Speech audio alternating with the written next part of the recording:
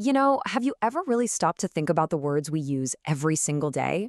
It turns out some of the simplest ones, the ones we barely notice, are actually the most powerful. Today, we're going to unpack a single four-letter word that kind of quietly shapes everything, from the games we play to our governments. A word that, you could say, really rules our world.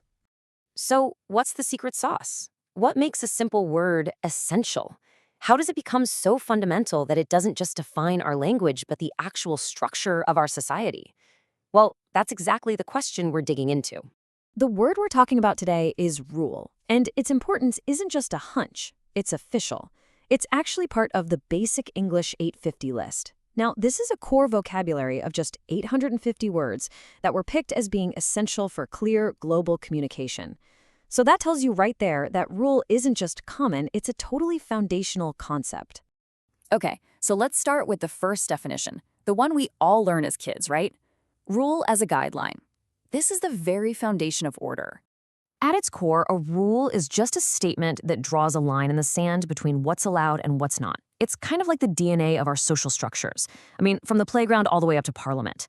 And just look at the synonyms: law, policy, guideline. They're all words for systems that are designed to create predictable order. This simple example from a football game, it perfectly shows the cause and effect engine that rules create. An action happens that breaks the rule, and boom, that triggers a specific consequence.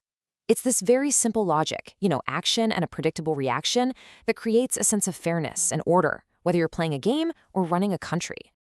But of course, rules don't just pop into existence on their own. Someone has to make them, and someone has to enforce them.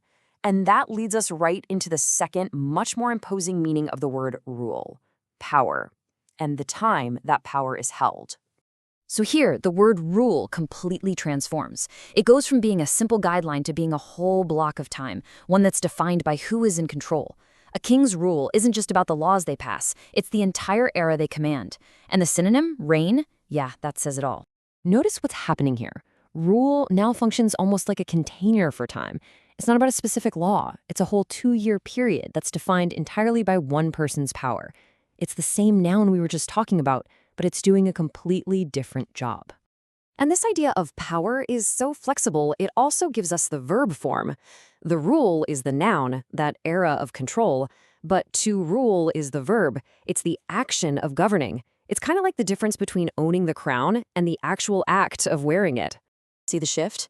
Ruled is active. It's not just a period of time sitting there on a calendar. It's the continuous, ongoing action of wielding authority year after year after year. It's power in motion. Okay, so we've seen rule as this abstract guideline, and we've seen it as a concept of power. But the word has a third meaning, and this one is, well, it's surprisingly concrete. It's something you can literally hold in your hand. That's right. A rule is also a ruler, the tool we use for measuring things and drawing straight lines. Isn't that a fascinating link? The very same word we use for creating social order is also the word we use for creating physical order and precision on a piece of paper. These core meanings are so powerful that they've basically spawned an entire family of related words, and each one carries a little piece of that original DNA. Just think about it for a second.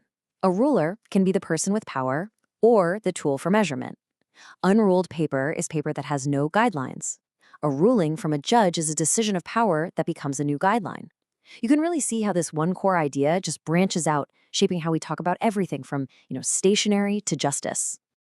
All right, let's bring it all home. We started out by asking what makes a simple word essential. And now, after looking at all these different faces of rule, the answer becomes incredibly clear. So why is rule on that essential list of 850 words? It's because this one word, all by itself, describes 3 pillars of civilization. We need guidelines to create social order. We measure our history by the power of those who rule. And we build our physical world with the precision of measurement. Order, power, and precision, all of that is housed in one simple 4-letter word. So that leaves me with a final question for you. When you think about your own life, which rule is the most important? The guidelines that create order, the structures of power that you have to navigate, or just the simple measurements that define your world? Something to think about. Thanks for tuning in.